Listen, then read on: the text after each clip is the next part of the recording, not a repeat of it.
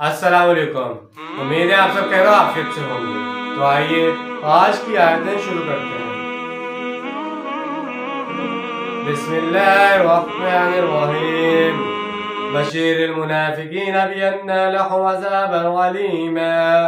شروع اللہ کے نام سے جو بڑا مہربان نہایت رحم کرنے والا ہے۔ اے نبی صلی اللہ علیہ وسلم، ان منافقوں کو بشارت دے دیجئے کہ ان کے لیے دردناک عذاب ہے، یعنی واضح طور پر فرما دیا گیا ہے کہ یہ لوگ منافق ہیں اور ان کو عذاب کی بشارت بھی دے دی گئی۔ یہ عذاب کی بشارت دینا تنزیہ انداز ہے۔ یہاں پر قبول حق کے دعوے داروں کو یہ حقیقت اچھی طرح سمجھ لینی چاہیے کہ جو لوگ دائرہ اسلام میں داخل ہوتے ہیں، اللہ کو اپنا رب مانتے ہیں، ان کے لیے یہاں پھولوں کی سیچ نہیں ہے۔ اس لیے جو شخص اس گروہ میں شامل ہونا چاہتا ہے، اسے چاہیے کہ یکسو ہو کر آئے، دل میں تحفظات رکھ کر نہ آئے۔ یہاں تو قدم قدم پر آزمائشیں آئیں گی، یہ اللہ کا اٹل فیصلہ ہے۔ یہاں تو علیہ الاعلان بتایا جا رہا ہے، یہاں تو مال و جان کا نقصان اٹھانا پڑے گا، ہر قسم کی نازیبا باتیں سننی پڑیں گی، کڑوے گھونٹ بھی حلق سے اتارنے پڑیں گے، قدم قدم پر خطرات کا سامنا کرنا پڑے گا۔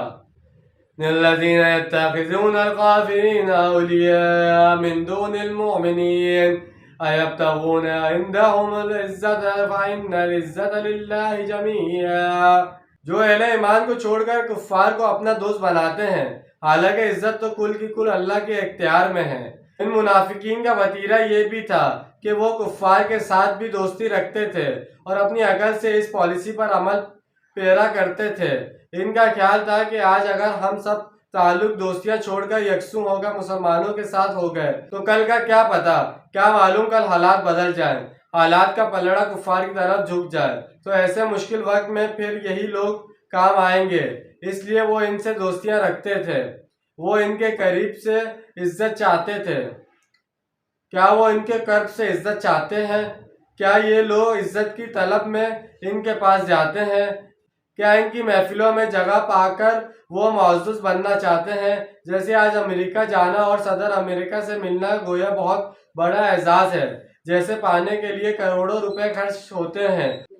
چند منٹ کی ایسی ملاقات کے لیے کس کس انداز سے ملنا پڑتا ہے، خواہ اس سے کچھ بھی حاصل نہ ہو، اور ان کی پالیسیاں جو کہ چلتی رہیں، لیکن وہ اللہ کو چھوڑ کر کہاں عزت ڈھونڈ رہے ہیں۔ تو جیسے کہ آج ہم نے 2 آیتوں کا ترجمہ تفصیل بیان کی ہے۔ اس کے اندر منافقین کے بارے میں بتایا گیا، انہیں سیدھا کافر کہا گیا ہے، اور اس کے علاوہ ان کے بعد دردناک عذاب کا ذکر آیا ہے اس کے اندر، اور صاف الفاظوں میں یہ بات بیان ہو چکی ہے۔ اور اس کے بعد بتایا جا رہا ہے کہ وہ لوگ اسلام تو قبول کر لیتے تھے لیکن دل سے نہیں مانتے تھے، اور اس کے علاوہ کفار سے دوستی رکھتے تھے، ان کی محفلوں میں جانا پسند کرتے تھے، اور وغیرہ وغیرہ۔ تو انشاءاللہ آج کی ویڈیو آپ کو پسند آئی ہوگی۔ ملتے ہیں اگلی ویڈیو میں۔ اپنا ڈھیر سارا خیال رکھیے گا اور اپنوں سے زیادہ دوسروں کا خیال رکھیے گا۔ جب تک کے لیے اللہ حافظ، فی امان اللہ۔